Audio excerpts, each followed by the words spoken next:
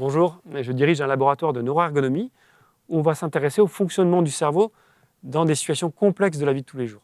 Et comme je travaille à l'ISAE Super-Héros, bien évidemment, on a un focus très important sur les pilotes, le cerveau des pilotes, et pourquoi celui-ci peut parfois agir de façon erronée. Et pour mieux illustrer mes travaux de recherche, je souhaiterais vous expliquer aujourd'hui comment l'intelligence artificielle, comment les neurosciences peuvent nous permettre de mieux comprendre le fonctionnement cérébral dans ces situations complexes, et surtout comment on peut développer des solutions pour améliorer l'interaction entre l'humain et les technologies. Alors, je voudrais commencer aujourd'hui en parlant d'un article assez célèbre qui a été publié en 1956 par George Miller, qui s'intitule « Seth et le nombre magique ». Et il est le premier finalement à avoir montré que le cerveau humain avait des limites. Alors ça nous amuse aujourd'hui, c'est bien acquis, mais à l'époque ça avait fait beaucoup de bruit parce qu'on pensait que l'humain était une créature parfaite. Et le test qu'il a réalisé, je vais vous le faire là à l'instant, et vous allez voir une séquence de chiffres, et je vais vous demander de la mémoriser, de bien porter votre attention sur cette séquence de chiffres.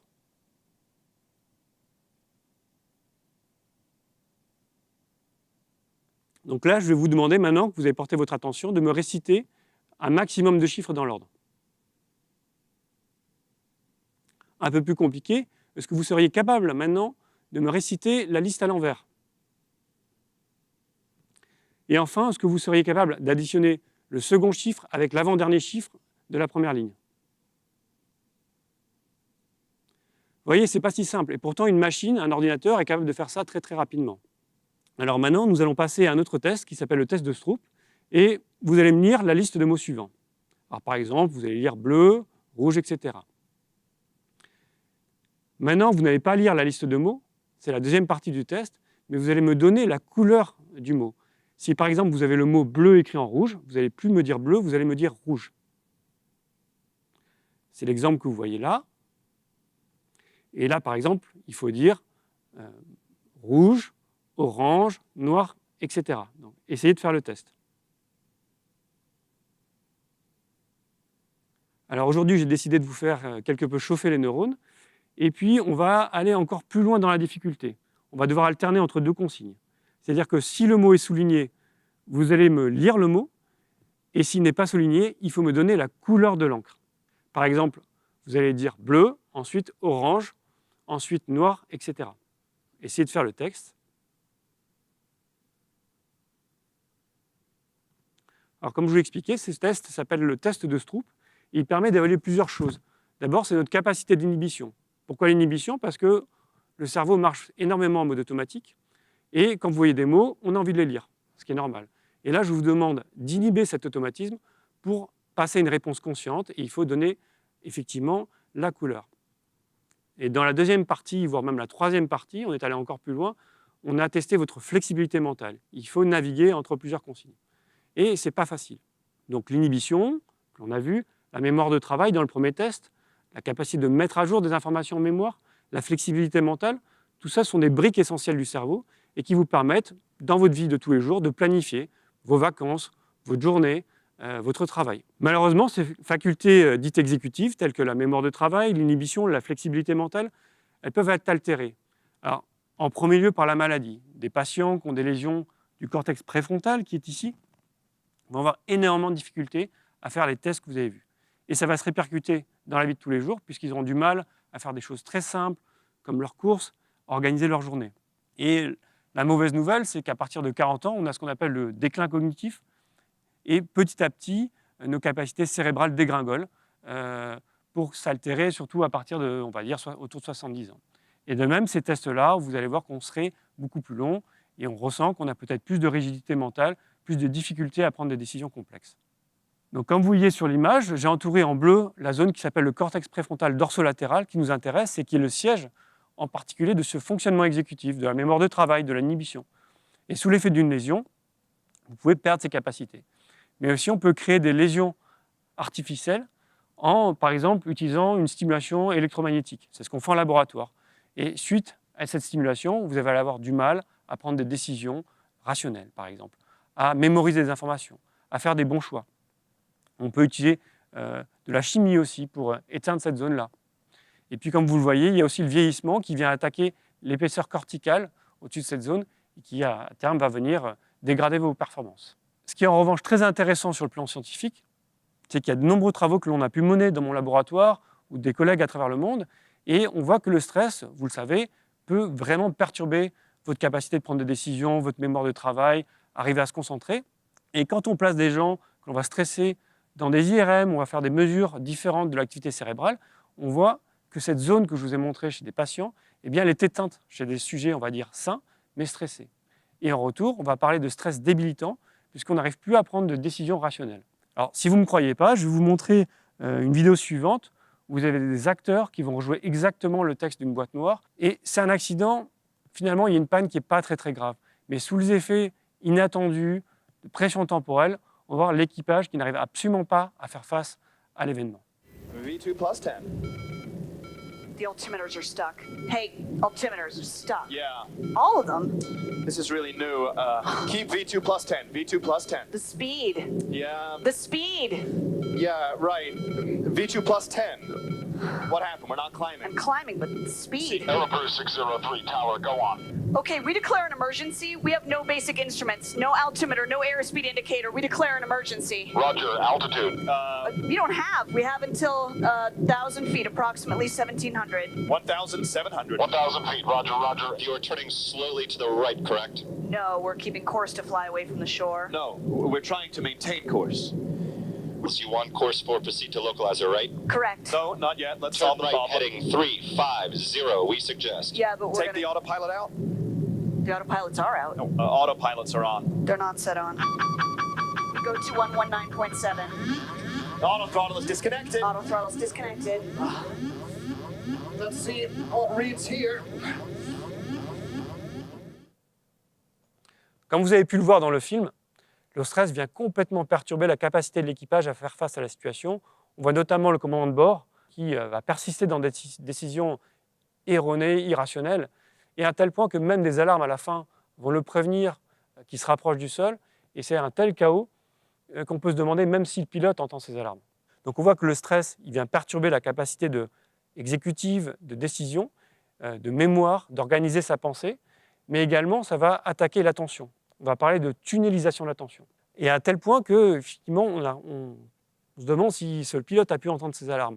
Et je souhaiterais vous montrer un autre film, encore plus frappant. Vous allez voir un pilote qui fait un atterrissage, ils sont 3 à bord, l'alarme est très saillante, il les prévient qu'il faut sortir le train d'atterrissage, mais ils sont tellement fascinés par la piste et par un atterrissage assez compliqué qu'ils vont oublier de sortir le train d'atterrissage et se poser sur le ventre.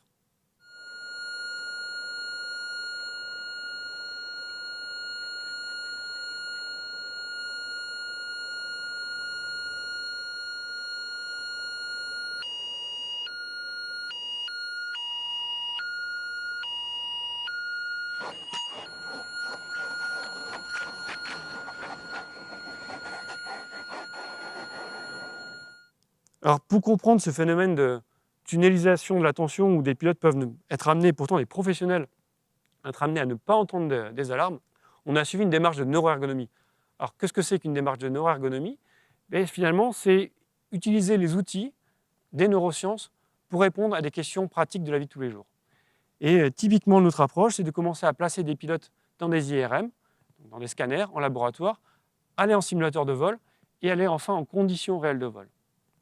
Et j'ai eu la chance de pouvoir collaborer avec mon collègue et ami Daniel Callan, qui est au Japon, et on s'est amusé à placer des pilotes dans une IRM, et en particulier, la tâche consistait à faire un vol acrobatique qui devait passer entre des portes. C'était assez compliqué, vous allez voir une vidéo qui illustre ça, et pendant qu'il passe entre ces portes, à très basse altitude et à trop haute vitesse, il devait répondre à des alarmes. Alors, on a pu analyser les images, et on se rend compte qu'effectivement, au moment où ils doivent passer entre ces fameuses portes, comme vous avez pu voir, c'est très difficile. Et finalement, on voit une activation de certaines aires cérébrales, en rouge sur l'image, qui sont liées à un goulet d'étranglement attentionnel. C'est-à-dire que votre cerveau va se fermer, va se focaliser uniquement sur ce qui est important, comme le pilotage. Je pense que c'est peut-être des choses que vous avez pu ressentir, vous, quand vous conduisez votre voiture, et puis c'est tranquille, et puis tout d'un coup, ça va piler devant vous, vous allez devoir freiner, éviter la collision, et vous serez incapable d'écouter la radio, de continuer à discuter avec les gens qui sont avec vous dans la voiture. Eh bien, c'est la même chose qui se passe pour le pilote. Pour aller plus loin dans la compréhension du phénomène, nous avons pu utiliser des outils d'intelligence artificielle, comme la théorie des graphes. Et ça nous permet de comprendre les liens entre différentes aires cérébrales, notamment entre ce réseau d'étranglement attentionnel et le cortex auditif, comme vous le voyez sur l'animation. Et ce qu'ont montré les résultats, c'est que finalement, le cortex préfrontal, et en particulier une partie de ce réseau d'étranglement attentionnel, va venir littéralement couper les entrées auditives. C'est ce que vous voyez en bleu sur l'image. Le cortex auditif est éteint, et de fait, le pilote devient sourd, il ne peut plus entendre les alarmes. C'est une chose de faire des expérimentations en IRM, c'en est une autre de montrer que le phénomène peut exister dans des situations plus réalistes. Et ainsi, on a mis nos pilotes dans un simulateur de vol, on a créé des conditions assez effroyables avec de la fumée, on a simulé un feu dans le cockpit, un atterrissage difficile, et on a pu faire manquer à des pilotes pourtant expérimentés 50% des alarmes. On a fait la même chose en conditions réelles de vol, où encore une fois, on a équipé nos pilotes avec des capteurs d'imagerie cérébrale, portables comme l'électroencéphalographie, et là, on s'est rendu compte que c'est un phénomène extrêmement précoce, c'est-à-dire qu'en 100 millisecondes, après l'apparition de l'alarme, le cortex auditif va se couper. C'est véritablement un mécanisme complètement automatique qui échappe à la conscience. Mais pour vous prouver qu'il n'est pas nécessaire d'être pilote, d'être face à des situations extrêmes pour ne plus entendre des alarmes, pour ne pas avoir des informations pertinentes, je vous proposais l'expérimentation suivante avec un magicien. Donc, est-ce que vous seriez capable de découvrir les tours du magicien?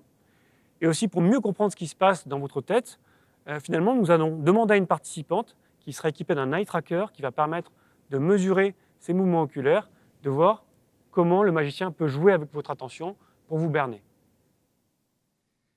Mesdames, Messieurs, bonjour. Donc, je vais vous montrer quelque chose qui a plu à des milliers de femmes. Ça a plu aussi à des centaines d'hommes. Je ne les sors pas souvent. Ce sont mes boules. Donc, on a donc 2 boules ici et une personne qui est assise à ma droite qui s'appelle Hélène et qui a plus ou moins quel âge? 42 ans. Donc, d'après ce qu'a dit le chercheur Frédéric Dehé, elle est en déclin cognitif. Bien. Donc, nous avons ici donc 2 boules, la droite et la gauche. Vous pouvez les toucher. Bien. Alors, 2 boules, la droite et la gauche. Laquelle vous préférez? La droite? Parfait. Donc, on va prendre la boule droite ici. D'accord? On la pose ici. Et on prend la boule gauche ici. Et au contact des 2 pouces, juste des 2 pouces, la boule peut voyager d'une main à l'autre. Alors, la première fois, les gens restent tellement surpris qu'ils n'osent pas applaudir. Mais la deuxième fois, ils se lâchent comme des fous. D'accord? Et c'est là où vous devez applaudir. Voilà, parfait. Donc, on va le refaire. Donc, 2 boules, la droite et la gauche. Laquelle vous préférez? Parfait. Est-ce que vous pouvez ouvrir votre main? La plus propre. Parfait. Donc, la boule gauche, ici. Parfait. Alors, très important, quand je vous pose la boule, vous fermez bien la main sur la boule. OK? Allez-y, sur la boule. Et au compte de 3, on va le refaire une dernière fois. 1, 2, 3. La boule peut passer d'une main à l'autre. Yes, yes, yes. Bien. Donc ça, c'était juste pour jouer un petit peu avec le cerveau. On va passer à une étape supérieure. Donc, j'ai ici un papier unique, un papier magique. J'ai ici le papier hygiénique. Dans cette petite poche noire qui est assortie à la veste, au t-shirt, au pantalon. J'ai ici un papier hygiénique. Je vais vous demander, Hélène, de faire une boule, s'il vous plaît, de sortir, voilà, et d'en faire une boule. OK? Oui, bien sûr, allez-y, faites une boule.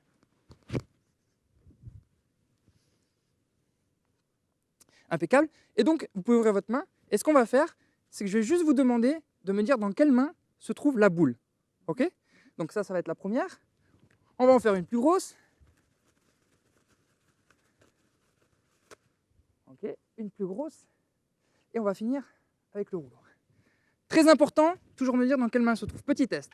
1, 2, 3. Où se trouve la boule? Bien, parfait, parfait. On va faire un peu plus compliqué. On va rajouter une difficulté. 1, 2, 3. Où se trouve la boule? Non, elle est là. D'accord, mais il faut bien se concentrer. Hein. On recommence. Où se trouve la boule? Allez, on y va? Non, elle n'est pas là. Si elle n'est pas là? Elle est là. Non plus. Alors, on va prendre une plus grosse boule. 1, 2, 3. Où se trouve la boule? Ici. Non, elle est là. Elle est là. Concentrez-vous. Allez, on y va une dernière fois. Où se trouve la boule? Là. Non, elle n'est pas là non plus. D'accord, maintenant, on y va avec le rouleau. Un rouleau. Hélène, un rouleau. 1, 2, 3. Où se trouve le rouleau? Ouais, bien, on est bon, non, tranquille. On recommence une dernière fois. Où se trouve le rouleau? Derrière. Où? Sous le bras. Sous le bras? Non, il n'y a rien. L'autre bras? Non, non plus, il n'y a rien. Il n'y a absolument rien. Tout a disparu, entièrement tout. Et le plus incroyable de tout ça, c'est que les boules ont disparu, mais le t-shirt noir aussi. Bah si, il n'y a rien. Il n'y a rien. Merci. Donc ce qu'on va créer en fait avec le premier effet qui est celui des boules, comme vous pouvez le voir, c'est qu'on va donner une information, des suggestions au cerveau pour habituer le cerveau justement à voir la boule qui se trouve dans une main et créer un geste naturel en fait sur l'autre main. Ce qui va permettre de créer la surprise avec le temps d'avance et la focalisation d'attention. Donc là, vous pouvez voir le petit cercle rouge, donc Hélène ici à ma droite, qui regarde, qui touche les boules. Je lui ai demandé d'en choisir une, donc de focaliser son attention sur une seule et unique boule. Voilà, comme vous pouvez le voir, elle choisit, donc elle prend la boule droite. Et vous pouvez voir que ses yeux, en aucun cas, quittent la main droite. Elle regarde très peu la main gauche, ce qui permet, moi, de me faire la passe magique pour justement surprendre le public en ayant un temps d'avance. On va répéter donc cette expérience-là d'une deuxième fois. Et je demande à ce moment-là des applaudissements du public, ce qui, moi, me permet d'avoir un temps d'avance sur ma future charge. Et Hélène, du coup, regarde le public et ne me regarde plus. Donc, je focalise toute son attention sur le public et sur les boules. Et là, on recommence l'expérience. Donc, elle va rechoisir une boule, mais cette fois-ci dans sa main, pour qu'elle puisse vivre l'expérience, en fait, magique. Et on va rajouter une difficulté, puisqu'elle a la responsabilité, justement, de bien tenir la boule dans sa main, ce qui va générer du stress. Et elle ne va plus regarder donc l'autre main, ni moi, mais juste sa main, comme vous pouvez le voir maintenant avec le petit cercle rouge qui va s'indiquer sur sa main. Voilà, effectivement.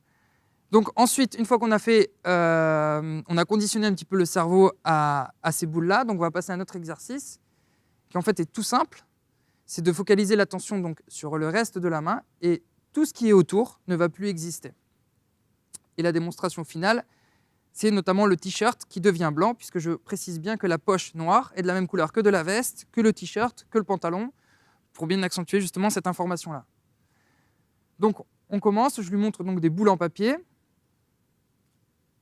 Là, en aucun cas, elle regarde le t-shirt blanc, et pourtant il a déjà changé de couleur. Donc je lui demande de deviner dans quelle main se trouve la boule. Le papier toilette à la fin, qui est en fait vraiment beaucoup plus visuel. Donc la petite boule juste pour réchauffer. Donc elle croit que son exercice est de deviner dans quelle main elle se trouve. À aucun cas, elle peut imaginer qu'on va jeter les boules par-dessus sa tête, et même devant son regard. Voilà, je lui demande de choisir une bonne boule. Je lui mets un petit peu de pression aussi sur le choix et de se dépêcher, parce qu'on a parlé qu'on n'avait pas énormément de temps. Elle recommence, donc à chaque fois elle devine bien la boule. La deuxième fois, elle ne devine plus la boule. Là, je rajoute une difficulté puisque j'ouvre les mains, donc la difficulté rajoute aussi un niveau de stress supplémentaire. Là, elle est totalement perdue, elle ne comprend pas. J'en prends une directe, une autre directement pour ne pas lui laisser la possibilité de réflexion sur le tour de magie.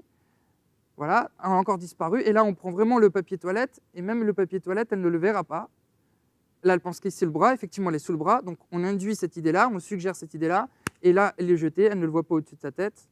Et effectivement, le tour de magie fonctionne comme ça.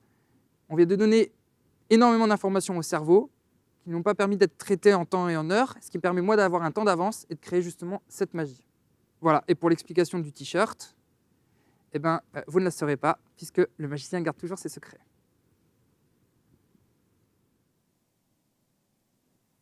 Alors la question qu'on a le droit de se poser, c'est qu'est-ce qu'on peut faire une fois qu'on a compris tout ça? Vous avez vu, vous avez des limites. Un pilote peut avoir des limites, et ça peut avoir des conséquences relativement redoutables. Alors évidemment, une idée, vous avez vu l'eye tracker, c'est peut être extrêmement intéressant d'équiper un cockpit avec ce type de technologie. Pourquoi? Parce qu'on peut savoir ce qu'a vu le pilote de ce qu'il n'aurait pas vu. Et encore une fois, on peut utiliser des techniques d'intelligence artificielle pour apprendre à reconnaître ces états dégradés d'attention, de fatigue, de tunnelisation de l'attention. Et vous voyez, dans la vidéo qui passe en ce moment, vous avez un réticule qui montre exactement où se pose le regard du pilote. Et ça marche très bien en conditions réelles de vol. Donc, il y a finalement un pas très petit à franchir pour intégrer ce genre de technologie dans le cockpit. Mais l'idée, c'est qu'on peut aller encore plus loin. Et pourquoi est-ce qu'on ne pourrait pas utiliser les technologies d'imagerie que j'ai par exemple utilisées dans le simulateur en conditions réelles de vol pour vraiment comprendre l'état du cerveau? Alors ça s'appelle développer des interfaces cerveau-machine passives. Pourquoi passives? Parce qu'on va faire des mesures sur vous et avec l'aide d'intelligence artificielle, en temps réel, on va essayer d'estimer si vous êtes fatigué, si vous êtes stressé, si vous êtes préoccupé par quelque chose de pas important. On va pouvoir informer la machine. Et cette machine aussi va avoir une deuxième brique d'intelligence artificielle, c'est-à-dire un système décisionnel qui, en fonction de ce qu'il a vu de votre état, va adapter le cockpit. D'accord ? Ce serait finalement l'idée d'un copilote électronique, comme vous, quand vous êtes en voiture, vous êtes passager, vous êtes passagère, vous voyez que votre conducteur est en train de s'endormir, vous n'allez pas lui crier dessus. Pourtant, c'est ce qui se passe dans le cockpit. Quand une situation critique se produit, énormément d'alarmes vont tomber. Là, l'idée, vous allez peut-être taper sur l'épaule du conducteur ou de la conductrice. Si en revanche, le conducteur n'a pas vu un piéton qui va traverser la route, ben vous allez peut-être crier, montrer du doigt. Donc vous, en tant que passager-passagère, vous allez être intelligent, vous allez adapter votre message pour capter l'attention de votre conducteur. Donc c'est exactement ce qu'on a pu faire dans le cockpit. On a réalisé des expérimentations comme tout à l'heure, où on a équipé nos pilotes avec des capteurs d'imagerie cérébrale, et on a appris à des algorithmes de machine learning donc qui apprennent à reconnaître ce que c'est qu'un cerveau qui entend une alarme, ce que c'est qu'un cerveau qui n'entend pas une alarme. Et on arrive à 70% à prédire si le pilote va répondre à l'alarme. On est allé encore même beaucoup plus loin, c'est-à-dire qu'avant qu'il y ait une alarme, on voudrait être capable de prédire si le pilote pourrait y répondre. Ce serait intéressant de dire si dans 10 secondes, 15 secondes, il y a une situation critique, est-ce que mon cerveau de mon pilote serait dans l'état d'y faire face? Et encore une fois, on avait pu utiliser des techniques assez poussées d'intelligence artificielle pour, d'une certaine manière, remonter dans le temps du cerveau et être capable de prédire sa capacité à faire face des alarmes. L'idée, pour être encore plus réactif avec le cockpit, on s'est amusé à remonter dans le temps. C'est-à-dire, est-ce qu'on pourrait, avant qu'il y ait une alarme, observer un cerveau et, sur la base de son activité, prédire si le pilote pourrait répondre à l'alarme. Et si on est capable de faire ça, c'est assez intéressant, puisqu'on pourrait, à l'avance de phase, dire s'il y a une alarme, ça ne sert à rien d'envoyer du son s'il n'est pas capable de l'apercevoir. Pourquoi pas envoyer du visuel, du tactile? Et c'est ce qu'on a fait en utilisant des algorithmes de machine learning assez poussés. On a réussi à effectivement remonter dans le temps et prédire 3, 4, 5 secondes à l'avance si un pilote serait capable de répondre à une alarme. Et c'est ce qu'on voit dans la vidéo suivante, où on a pu réaliser des expérimentations dans notre plateforme volante, où le pilote est équipé d'un capteur d'électroencéphalographie, et en temps réel, vous avez les algorithmes qui prédisent la capacité du pilote à répondre à de futures alarmes. Donc, dans le cadre d'Amity, ce que l'on souhaite faire, c'est améliorer encore plus ces algorithmes de prédiction. Je vous ai dit, 70%, c'est très bien pour détecter si un pilote entend une alarme ou pas, mais ce n'est pas suffisant pour la sécurité aérienne. Il faudrait être à 100%. D'où l'idée dans Amity de travailler en équipe avec des spécialistes de l'intelligence artificielle, des spécialistes du traitement du signal, des spécialistes des neurosciences, pour vraiment trouver de nouvelles solutions pour augmenter la qualité de ces algorithmes. Et enfin, il y a toujours quelque chose qu'on ne comprend pas. Il y a toujours un mystère, c'est pourquoi de temps en temps une personne va réussir à faire face à une situation compliquée et pourquoi le lendemain ou l'après-midi, cette personne va se montrer débordée. Et là, c'est l'intelligence artificielle, comme l'apprentissage par renforcement inverse, qui va nous aider à vraiment comprendre toute cette dynamique et pourquoi celle-ci peut de temps en temps échouer. Et puis si on arrive à comprendre ça, eh bien, peut-être qu'aussi ça va nous aider à faire des algorithmes bio-inspirés, c'est-à-dire quand on comprend pourquoi le cerveau marche bien, est-ce qu'on ne pourrait pas s'inspirer de cette logique-là pour développer de nouveaux algorithmes.